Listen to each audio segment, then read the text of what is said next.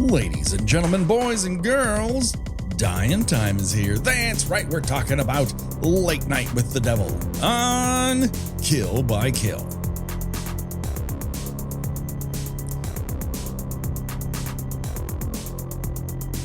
Greetings and salutations, Internet. It's your old pal Patrick Hamilton, coming to you once again live from the UBS studios in New York City. This is the Kill by Kill podcast, where we like to talk about horror movie characters in the order in which they die, with hopes that it's just the beginning of the jokes we can make at their expense. And as always, there's only one person I trust to make sure that when worms start erupting from my skin, it's really happening. The one, the only, Gena Radcliffe. How are you doing today, Gena? I'm just kind of shuddering. And not just because this movie's on Shudder now? No. So, right up front, before we go too much further, because, whenever we do a new movie, which isn't our norm, we like to give a little non-spoiler up front. So, Gena, what is your non-spoiler review of Late Night with the Devil? I very much liked it when I left the movie theater, which was about 3 or 4 weeks ago at this, as we record this. Now I'm kind of, it's at fine for me. It's now a fine movie. I liked it. I think that it made a few tactical errors. Yes, I agree. Which I'll wait to till we get to the spoiler zone to explain. I think it's a sense of foreboding that was very good. I really, as an old person, I thought it got the feeling of a 70s talk show pretty well. I liked that. It made me reminiscent of like watching like the Tonight Show with my grandmother when I was a little kid, because she was like a huge fan of Johnny Carson and all. Okay. Did I think it was scary? Not particularly. Right. I thought it was more fun than scary. Yeah, it's a popcorn. It's not going for scarifying you to the point where you're sleeping with the lights on. That's not happening here. And it is a deliberate choice. I think there are some confounding deliberate choices in regards to this film. I would say overall, and I wrote this down, it's fine. Trademark Gena Radcliffe. It's fine. Did you actually write out the word trademark or TM? Yes. I don't want to give up that joke. That's important to put there. There's a lot going for it.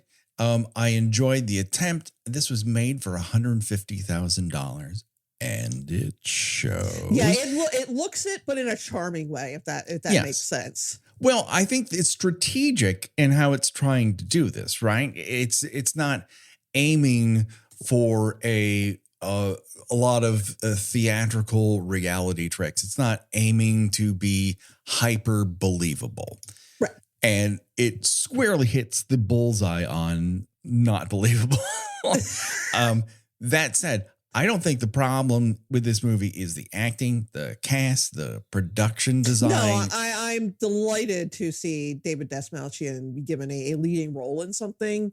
Yeah. Although at the same time, and I've talked about this with a couple of people, we're our usual, weird little guys are starting to age out. Like Steve Buscemi is getting close to 70 at this point.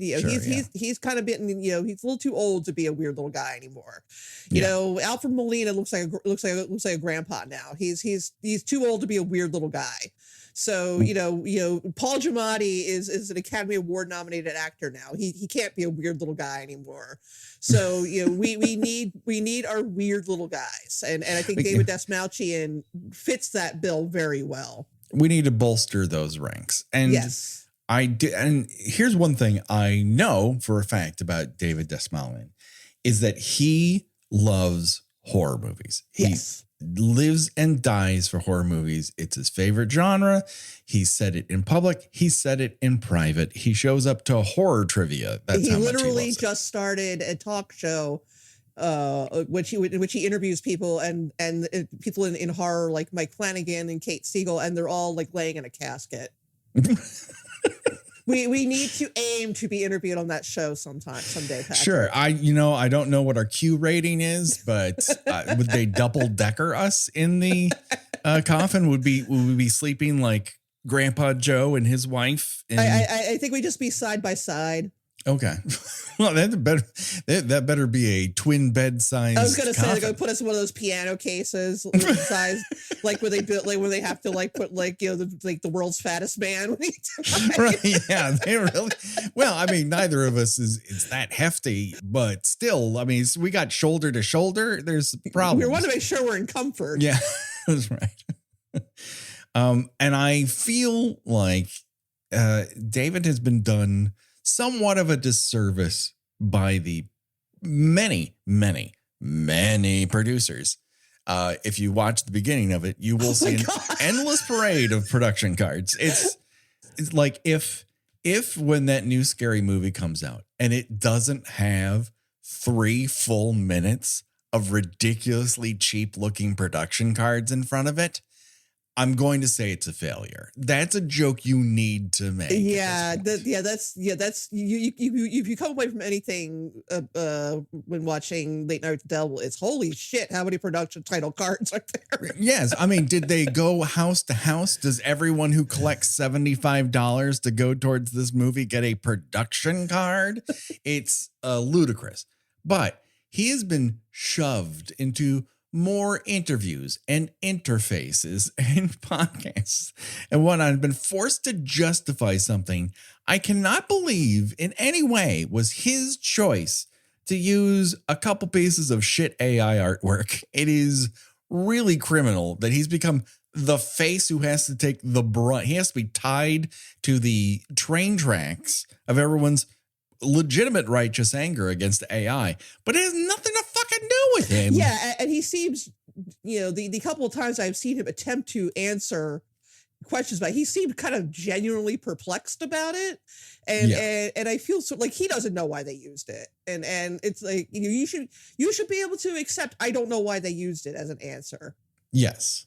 Like, it's not his decision to make, but of course he's the biggest name. He's the only one who's going to be interviewed really about the movie. And so now it all falls onto his shoulders to justify it. Right. Every other actor in this movie is Australian. He's the only, it's a completely Australian production except for him. Yeah. So, certainly to, American outlets, he's going to be the only one worth interviewing. Right. I think systematic, and I will get back to why, because there are choices being made and how this is being filmed that make perfect sense. And then they seem to butt up against what else the movie is trying to do. And as a result of it, it looks cheaper and worse than it's supposed to. This is a real one-set wonder, with the exception of a couple documentary film moments. It all takes place in one location. So you're really saving a bunch of dough doing something like that. And that's great and everything. But you can pay a guy to draw an owl. You know what I mean? Yeah, I was saying that I actually wrote about this for the spool. And if you don't, I stand for my belief that if you don't know what to look for, you're not going to notice it because they are so briefly on screen. Yeah. That you barely get a chance to register whatever quality they may have. Yes.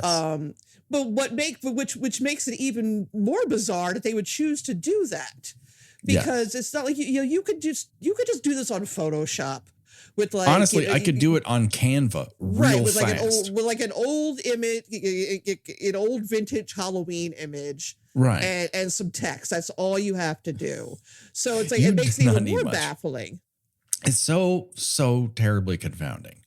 And that, I guess, is where, I start to drift into spoiler sections. I think I like a lot of it. I think it connects something that it almost nails. It comes very, very close to nailing it, which is this condensing a lot of 70s specific paranoia into one night of a show.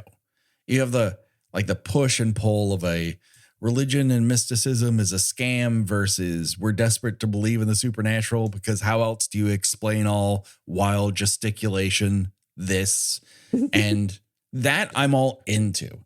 And then it just goes one step too far and it becomes a hat on a hat. I'll get specific, but I don't want people to be all overly influenced, because I know there's plenty of people who enjoyed the hell out of this movie, and they absolutely should. Yeah, no, it's not bad, but I think I went in wanting a little more than what I got. Yes. I think what I was sold would be something that was like a network, but horror, and it's all contained within that one show. And that I'm fine with. Right? It doesn't need to expand to a whole bunch of different places. It does not need to become a bigger movie in my mind. And I think the problem is they try to expand the scope of what the movie is through backstory, and it's kind of a misfire for me. And I think it does a disservice to all the other things it does really, really well. Right. And you know, just to shout them out in the case, you've got Rhys Atori as Jack's sidekick announcer punching bag, Gus. I think that guy's great. Yeah, I love Gus. Yeah. Gus would be like me, feeling very uneasy about the whole thing the whole time. Well, he seems like, hey, I'm a part of this, but he's treated like you're not important. Like you do your job. He's like a carpenter. He's treated like the band members are treated better than he is. And he wears it really well. And of course, like in the end, he turns out to be right about everything. He's right about everything, and he's annoying at first. And then as it goes, you're like, well, you might not like him, but he's not wrong. And then all these like little roles are filled out so well. The guy who plays Christu has a really nice turn here. It starts in one place, it becomes something else. It's really nice.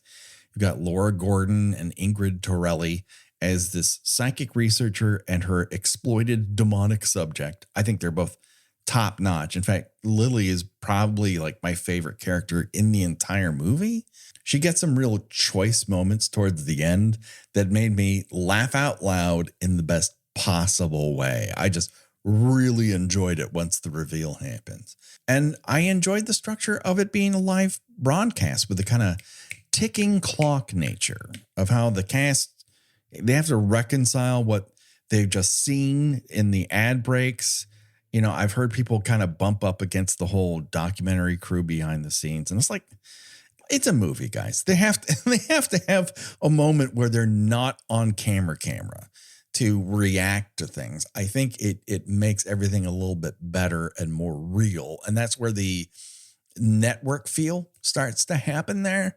I wish there was a little bit more of that, but we'll get to it. You know, it's found footage, but it's a bit more involved than that. I think the movie is well worth your time if you got Shudder or you want to rent something fun. It's a real, in the parlance of Blank Check, a real gentleman six of a movie. Yeah, like I said, it is fine. It is fine. And so if that is where you want to leave it and then watch the movie and come back to us, you're more than welcome to. You could re-download the episode. You could download the episode several times and never listen to it and then come back and then listen to it. It doesn't matter to me. Everything's fine. But let's get into spoiler territory. I'll start with this. I've got two big ass issues with this movie. One, and Jake's hat on a hat backstory. I don't need Jake to be connected to the Bohemian Grove. No. Why, Gena? What does it gain us as the viewer? Well, my whole thing is my biggest problem with the movie is it shows its hand within the first 5 minutes. Right. It's like, yes. Okay, that's a cult. Yeah. He has probably sold his soul to the devil to be. I mean, I'm not I don't think of myself as a particularly, I see these things coming all the time. I always like to tell people that when I watched The Usual Suspects, I thought the entire time it was Gabriel Byrne who was Kaiser Soze. So yeah. I'm not always super on top of these things, yeah. But the minute they had this backstory of this mysterious group, I'm like, oh, that's a cult. Right. And he But probably, why? probably Well, what the fuck does the cult do for him, Gena? What is the bargain that's been made to make him second place in every market in the country? Well, I assumed that he sold his soul to the devil. For what, Gena? What does he get out of it? He's got a dead wife and a show that's about to be canceled? That's what you get out of a deal with the fucking devil? I mean, I guess. Second to Johnny ain't so bad. Well, second to Johnny ain't so bad if you're still on the air. But he's like fucking Conan during the first 3 years. Pretty sure they're going to yank him off with a giant Sandman hook as he dances off stage. Like, that is not what I would call a great deal. You made it from radio to this shit-tacular second place show with a bunch of no names. And you're like, we're not beating Carson. No shit. You have no one on this show who's a star at all. You're not going to beat Carson that way. It's fucking ridiculous. So why introduce this does nothing, helps not at all, signals everything that's going to happen in the movie right in the Michael Ironside voiceover intro to this movie. It's such a dumb move. It really is. It like kind of deflates the audience like immediately. Like, oh, we know what this is. Okay. And now you're just waiting. But let me ask you something. What do you think is the most more inexplicable deal with the devil? This or Lance Henriksen trading in his soul for a winning basketball team in The Visitor? Again, I feel like at least you have a winning basketball team in Atlanta, a great town for the most part. You know, you don't want to drive there, but he doesn't have to drive that far. It's just, it is inexplicable. They're like a movie that was like Omensploitation, and this is like playing in that pool, but also playing in a couple other ones. I don't need to have a big explanation for what he's doing here. He wants to win in the ratings. He wants to keep his show on the air. He's willing to play it loose and dangerous in order to gain an audience. That's all the motivation this dude needs. I do like the twist that the spirit that was trying to communicate with him was his wife. I thought that was pretty good and pretty creepy. I liked that he knew it was her right away. Mm-hmm. I liked how unsettled he looked, like almost immediately. But you could have just made it that, that, I don't know, he was cheating on her or something. And now she's dead. She's, getting her revenge by destroying his show on live television. It didn't have to be this, secret Hollywood cult nonsense. Right. If that's going to be your deal, then he has to be then he has more to lose than what's happening here. We're set up with like, you are on a razor's edge here. If this series of shows, starting with this one, does not fucking fire, you are gone. And that is way more stakes than, oh, he sold his soul to the devil to get a shitty time slot on a nothing network that's losing to Carson. Like, that was everyone. No one ever beat Carson. That's not like, you're telling me that he went to the Bohemian fucking Grove and sat next to fucking Ronald Reagan and Dick Nixon and all these captains of industry, and it takes an on-air paranormal event for Kellogg's to get interested in advertising on his fucking program? He should be talking to these people already. He was the fucking Bohemian Grove. He sucks his ass. It's so stupid. Don't introduce this, and it's not a problem. And the movie makes more sense than this. That either it is the real ghost of his wife coming back to warn him, or a trick being played on him by a devil to have the rest of the things progress so that all this nonsense happens on screen and he stabs a teenager and he's going to jail. That's great. You don't need this. It just complicates it for no gain at all. It just makes me ask questions when I'd rather just watch the movie and have it tell me a fun story. Right. Exactly. It would be one thing if this was something that was just, people were talking about nonstop in the late 70s, but they weren't. It's a more recent obsession.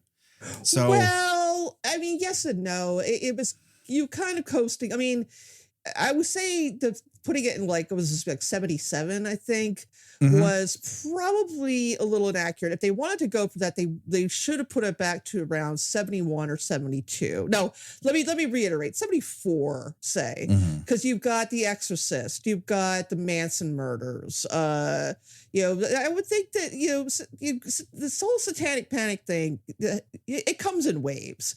Where you got in the you got the early 70s and late 60s, early 70s, where like people like Sammy Davis Jr. and Jane Mansfield were hanging out with Anton LaVey.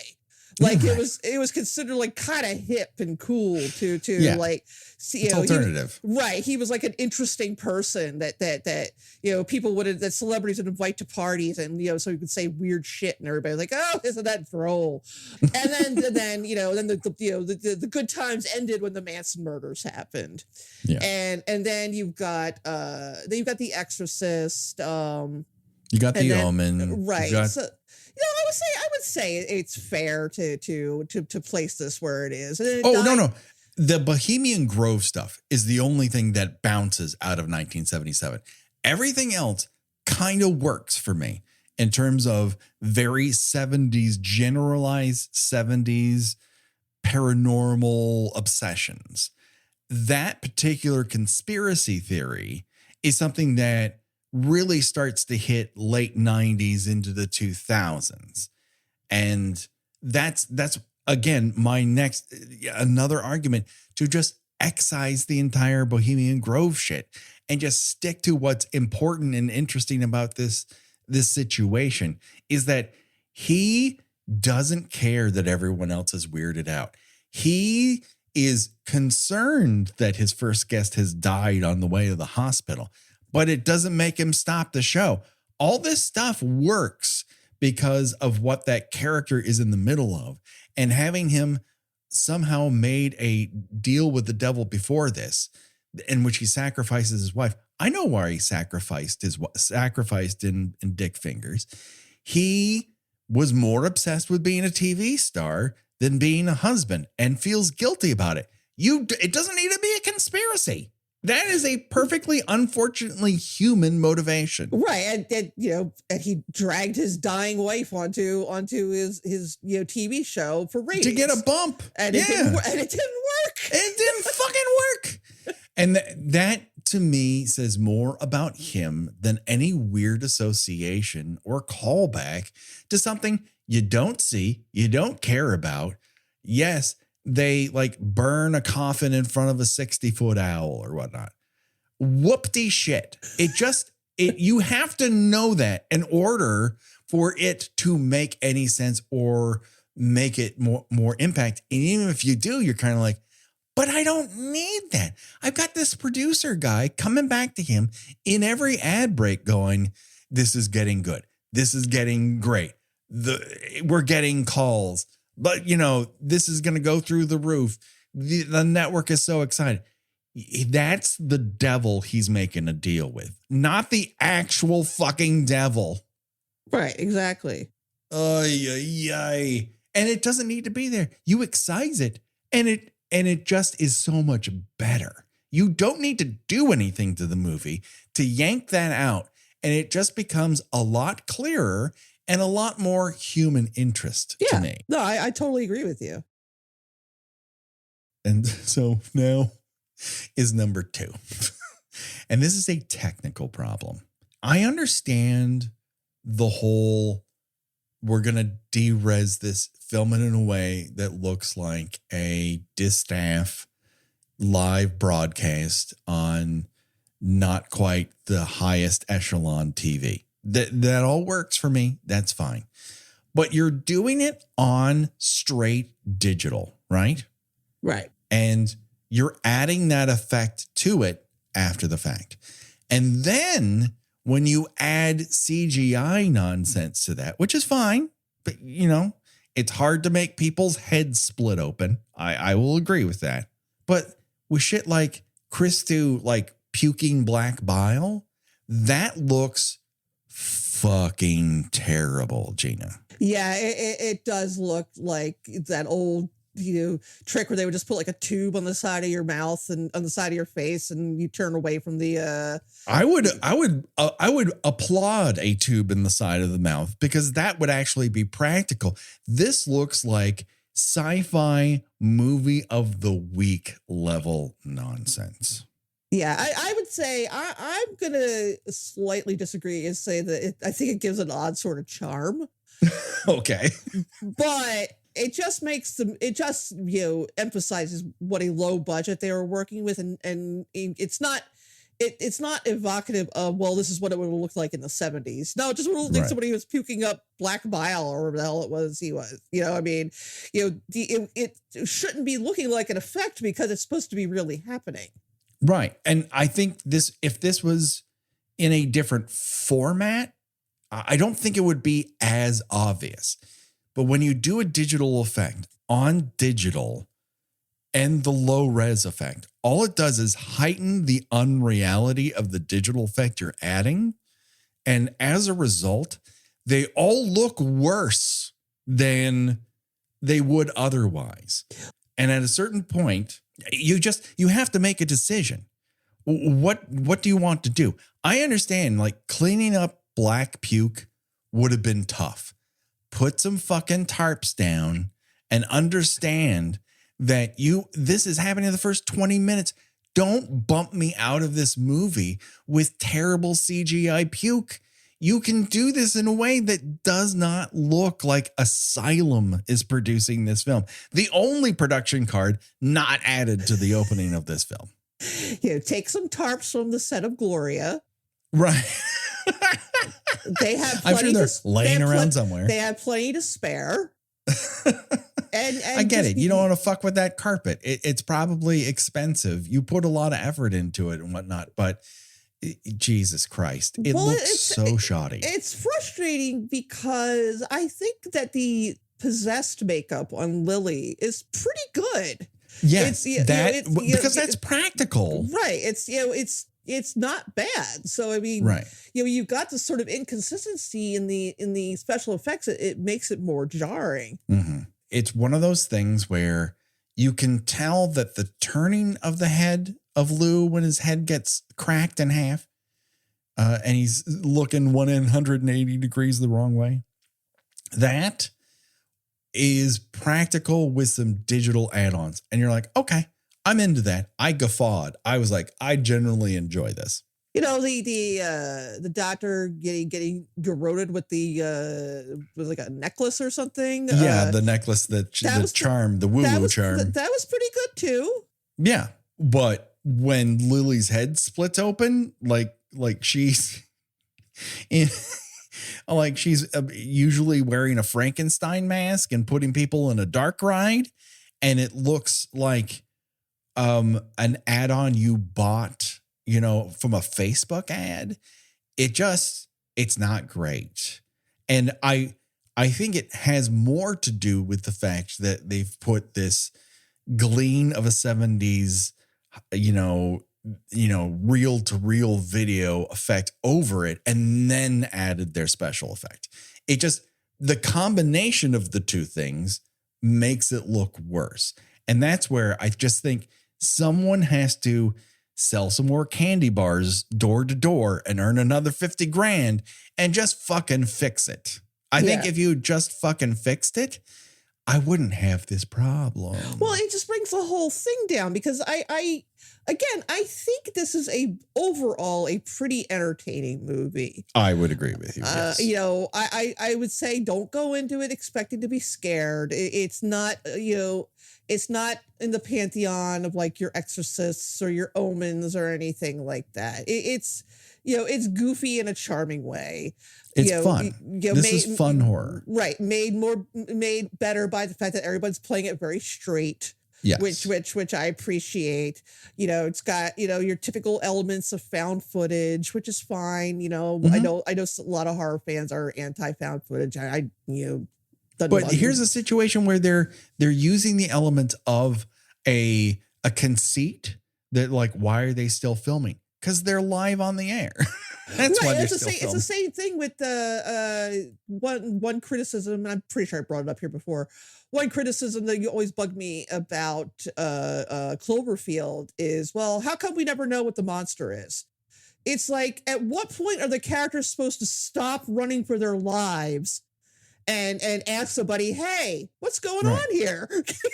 Could you please provide approximately 5 minutes of expository dialogue to explain what this creature is and what it's doing here and what it wants? Yeah, obviously these expert, 20-year-olds who are half drunk, half coked out of their mind, running for their lives. If they have to do that, then Tom Cruise can't run away from aliens zapping everyone in War of the Worlds. Right. The point is, you've seen something that's crazy and you're like, I don't have a lot of senses, but the one sense I have is self-preservation, and it's run the other fucking way. Right. And as for, well, why do you keep the camera running the whole time? Because there wouldn't be a fucking movie if he didn't. You came to a movie. Same thing here. Like, why did they stay in the studio? Because the movie would be 10 minutes long if they didn't. Right. You have to have one level and another level in your mind watching any motion picture. Right. Right. I mean, I can be critical of it in all sorts of ways. I ended up enjoying this fucking movie. It didn't stop me from enjoying it. I would have enjoyed it more if some of these things had been fixed. The choices were made were frustrating because they kept what could have, they held back what could have been a great movie and kept it around the level of, pretty good. Yes. I think it's just like one revision away from being just top-notch entertainment. And every movies that I love, I still have issues with. Movies that I don't care for at all, there's plenty of good things in it. And you gotta say, like, the last 10 minutes of this movie, when it just goes entirely gonzo, is a fun fucking ride to be on. Oh yeah, it gets so weird and goes to such bizarre places. I'm like, yeah, why couldn't there have been more of this? Yes. All the elements are there. It really is just kind of like an editor just, refining a few things here and there, knowing it's going to be in theaters and it's not just going to be a Shudder original. I think like you could really have made something super special out of it. What you have is an incredible movie for the amount of dollars that you spent on it. Like, there's a lot of original thought here. They're also doing things, right? They're vibing off of what I would say are a little bit better example. Have you ever seen Ghost Watch? I don't think so. I hadn't seen it. I'd heard about it. I hadn't seen it until it landed on Shudder, and it's this British TV movie in which they basically have like a magazine show, and they send reporters and camera people to this haunted apartment flat, and crazy shit starts happening in front of those cameras. And then they're trying to explain it back in the studio, and crazy shit starts happening there. And because it is filmed like and it was filmed like contemporaneous, this is supposed to feel like 1982. And so it does. There are no stars. There's the main newsreader guy feels, you would think that guy's been in a dozen news magazines. And for all I know, he was. But because it's all very lo-fi and everything, like, they can't do anything super crazy like a kid's head splitting open. So it all kind of works in that direction. And I'm fine with, like, let's do that vibe, but change the decade, change the circumstances. It's a late night show. All that stuff I'm cool with, baby. But you when you nail so many details and then you miss a few, it because of the simplicity, it looks worse than it actually is. Right, exactly. The moment that really got me towards the end, no matter how many problems I have with the film, is when the guy who's the sort of skeptic, the professional skeptic. What was the guy who would go on Carson all the time? That was the Amazing Randy. The Amazing Randy. Yeah, he's very much modeled on him. Yes, I got huge Amazing Randy vibes, and I know like a couple people that I saw reviewing it had issues with like he seemed like he's in another movie. I'm like, watch a 5-minute segment of The Amazing Randy. Oh no, that was you're going to know where he's pulling his from. His whole shtick was, he was a magician and a skeptic. Like yes. he would do these tricks and then show you how it was done. Yes, like you're being fooled. Don't be fooled. I'm going to show you how you're being fooled, and I'm totally down for it. But my favorite thing is while he's doing his whole "now you're the worm face" shtick, where he's hypnotized everyone, Lily is back there going, "This is great. I love this. This is so much fun." It's like, here's this genuine supernatural creature inside of a little girl going, "I love that they don't think this is happening. I could not have predicted this. This is going to be great, everyone." Yeah, she's like smirking. She's just having a great time. And could it all have been revealed? Like, I'm glad they didn't do the cheap thing, which is to reveal that the entire rest of the movie happened as a result of the hypnotism. Yeah, that was a nice fake out. I was not expecting the thing with the worms to be a fake out. There's a lot of good decisions. The way this is production designed, the way it's cast. There's a lot of good going on here. And then you get to the ADR audience, and I kind of wanted to throw my computer into the ocean. You got to get an actual group of people together to react in some way that doesn't sound this canned. It's not helping. It's hurting. I don't think it should hurt. I think you should find a way to do it that helps. Yeah, I feel like you could have gotten, what about maybe 75, 100 people to, hey, we need people to pretend to be the audience of a talk show in which a live exorcism is taking place. I mean, if I had that, I'd be like, all right, well, hey, boss, I'm not coming to work today. I'd do that shit for free. That sounds fun as hell. And it just seems so egregiously over edited, and it doesn't sound like they're in the same room. And I get it. It's low budget and everything. But I think there are low budget ways to tackle it that aren't the same 4 voices over and over again going, woo, in the background. You're like, oh, I don't know. We can find better sound effects, right? We could all get the crew together to go, oh, in a way that doesn't sound like this. You could have made that audience that you filmed do a bunch of these reactions while they were sitting in that audience. Yeah, they had a live audience, so I don't know. But not while they're filming everything. I mean, those people are in those seats for maybe 2 or 3 days, whereas this is filming for 15. Well, I mean, like they had people that they could have done, they could have had them do audio reactions that loop them in. I feel like someone came to that realization the 2 days after they dismissed everyone in that audience. Like, hey, should we have gotten some audio of them reacting to it? And someone goes, oh, and like in Naked Gun 33 and the third, everyone in the control booth smacks their face off the same time. Now, speaking of audience, if we're gonna kind of take turns and saying what worked and what didn't work. Yes, I like the creepy skeleton guy. I thought that. I liked that Jack David Desmalchian's character was unnerved every time he saw him. Like he kind of, knew he kind of knew the jig was up, maybe. And I just, I thought that was kind of cool, and maybe they should have considered doing a little more of that. I agree. You're setting it up, and again, it doesn't need to be the big bad or anything like that. but it's obviously unnerving that everyone else is reacting and Skeleton Guy isn't.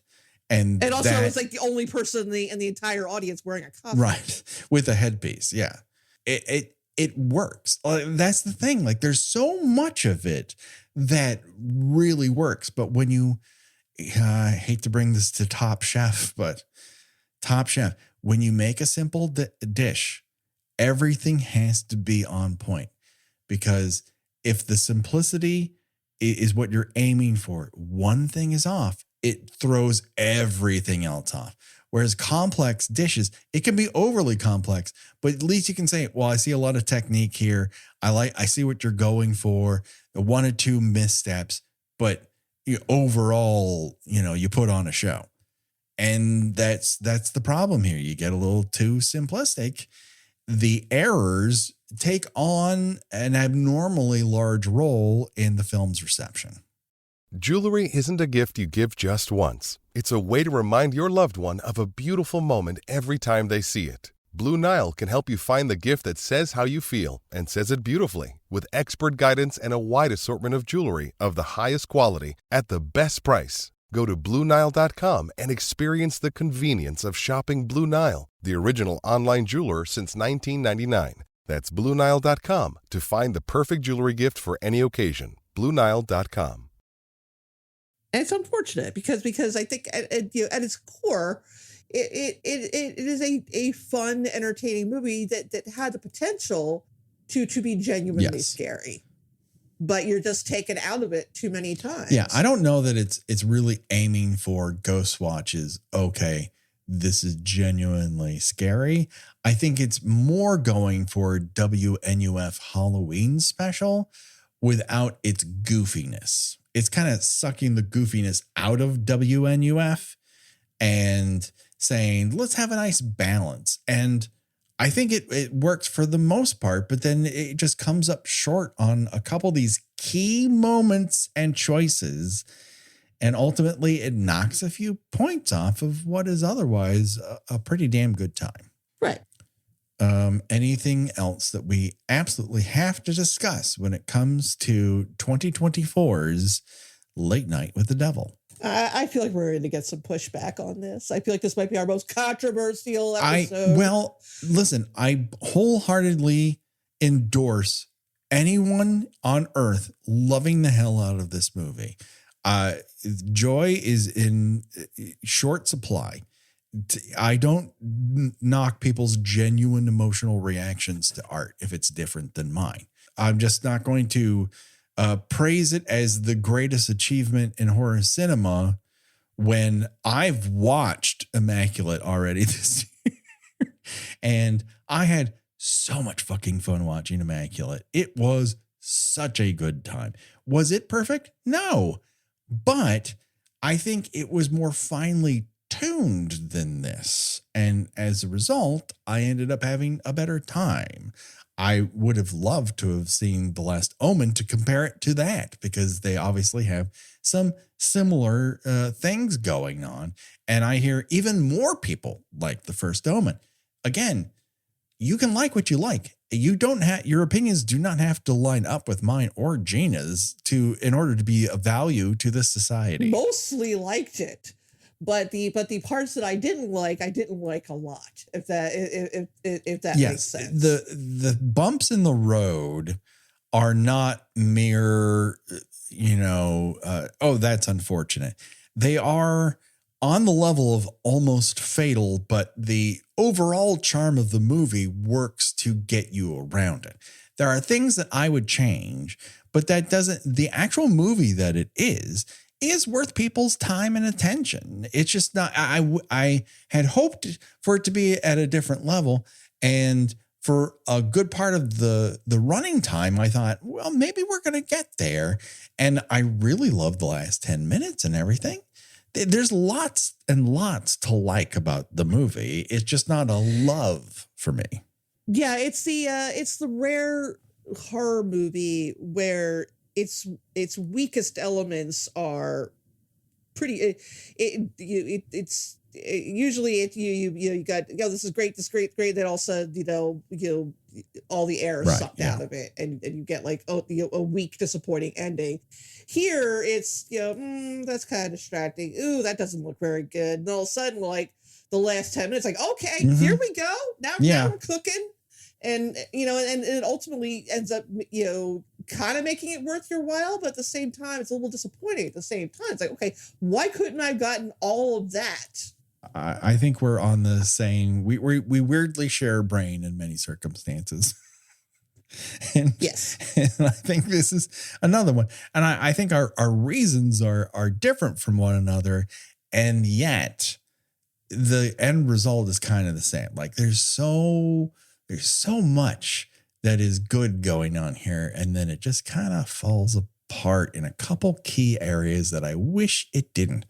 But if you loved it, man, I am so happy. And who else is happy? Shudder and the thousands of production companies that contributed $75 in a coupon to make this movie happen.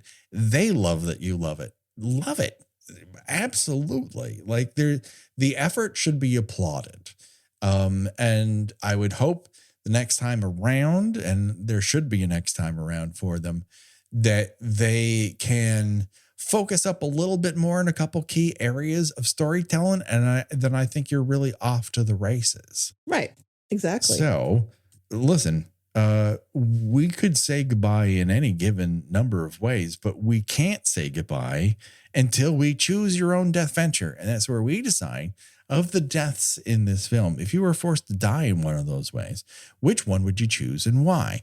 Of course, up for bid, you have puke black bile to death, which doesn't go well. Burned to death in a devil worshipping house. Die of lung cancer. Another one that I'm just going to tell you right off the bat, I'm not choosing. No. Head twisted 180 degrees the wrong way. Decapitated by a mystic medallion. I guess, how is it? It's kind of combustion, spontaneous combustion, but it's not spontaneous. A devil be making it happen. He kind of melts a little bit, and then bursts into flames. Right. He's kind of a fork in a microwave situation is what's happening there. Yeah. There's sparks and pain. It's not a fun way to go. Or you can get stabbed with an overly ornate knife. And those are your choices. And Gena, as my co-host for nigh unto 8 years, I choose you to go first. I mean, you know what? Honestly, I think that being stabbed with an ornate knife by David Dastmalchian that seems to be a good way for a dedicated horror fan to go. Yeah, I agree. There's a lot of ways I'm just not that into. I think I'm going to take head twisted 180 degrees the wrong way though, because the pratfall he takes into that table is delicious. And it's certainly the fastest. Yes. He's there 1 minute and he's somewhere else the next. Yeah, he's in heaven. He's just waking up amongst the angels. I was thinking about do I want to puke myself to death? And I'm like, I almost did. Yeah. And I did not enjoy any minute of that. So yeah. I think head twisting is really the way to go. Or just stabbed in a hallucination. She seems to not last very long. So there's that. But there's a whole bunch of ways I'm not going out. I'm not dying. I'm not burning to death in a devil worship house. My mom. No, and I don't want I don't want to be dragged around and my head sliced off by a necklace. No. That seems like it sucks. That pretty much does it. Josh Hollis does all of our artwork. Go to Revenge Body Memphis at bandcamp.com to find this theme and all of our remixes. Go to patreon.com/killbykill, where we've got lots of extra bonus material for you that you're going to want to check out. That's super fun and available to you almost immediately. Over 100 episodes across the board of different things. That's super, super cool. Rate, review us on your podcatcher of choice. That's particularly helpful. We haven't had a new review in a while. If you tell us what your favorite horror movie death is in a movie we've covered, we'll talk about it here on the air. That is the Kill by Kill promise to you. Gena, where can people find you on these here internets? I write about television and movies at theschool.net. I have a Substack, GenaWatchesThings.substack.com. And you can find me on most social medias under Gena Does Do Things. it today, people. Check it out. That pretty much does it for now. But don't worry, folks. The body count will continue for myself and for Gena. Bye-bye, everybody. Bye.